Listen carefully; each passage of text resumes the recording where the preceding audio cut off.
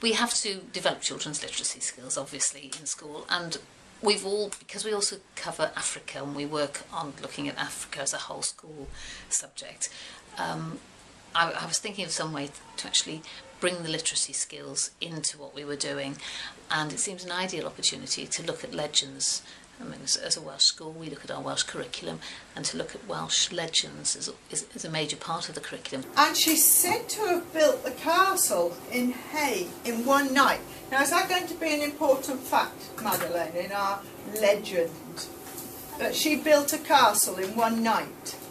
So if we looked at legends from Timbuktu as well and compared them, it just seemed a really good idea to do that. Once, a long time ago, before the world was as it is today, before we had shops that sold us food, before we had cars to drive around in Africa, the people could eat the sky. Now, can you imagine eating the sky? The greatest challenge really was we know so many Welsh legends. And I actually find, and because Welsh legends often explain situations the children are aware of, when you look at a legend from Mali, it's why do they have that legend? What would have brought that about? And it's a challenge that's also become a strength of the project, because as we've done it, we've been able to say to children, well, this legend, they would be telling this story because their world is very different from ours. Then we thought about names for it and asked the children, and someone came up with Telling Tales, which was really appropriate. And the idea is that we will produce books that with the children's stories in different formats. There'll be we want to put in it. We want a range of ways of writing. So there will be stories they've told, poems, play scripts. Telling it in the form of a comic strip. Stories. Children do stories as story maps, where they actually draw pictures. It's almost like a road picture, and you follow along the road, you follow the story. Those are the ways we want to do it. We want to make it child-friendly, but also something that a child in Timbuktu could pick up. So sometimes the language is quite basic language, but they can follow the story. I am an eagle streaked with brown, glinting in the sun, flying over the pane, flinching with every kill.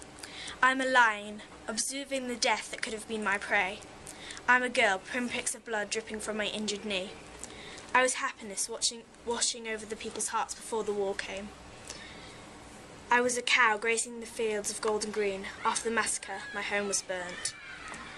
I was water, deep underground so no one could find me, hiding from the poverty above. I will be courage, standing up to what is right. I will be a question creeping into the minds of children who haven't felt happy in so long. I'll be time taking its isolated path. We talked about issues. You say about issues of, for example, poverty. Poverty is something we're going to look at in the summer term, because having the Timbuktu Trail in town and looking at and comparing life here and in Timbuktu, and then having the visitors over, it really is quite obvious that poverty isn't just a question of having no money or no food.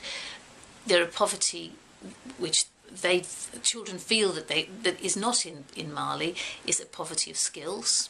We've talked about a poverty of family life.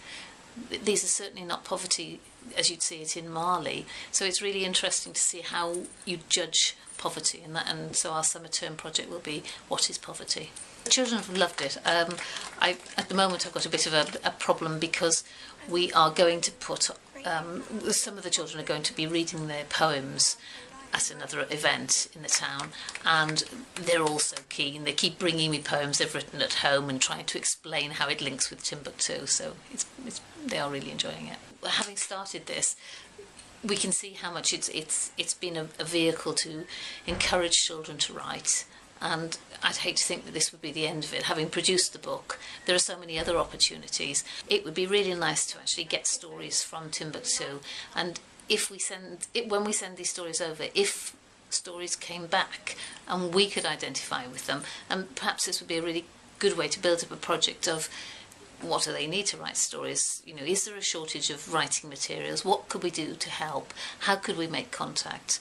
So there are lots and lots of opportunities, and I think the children would really appreciate that.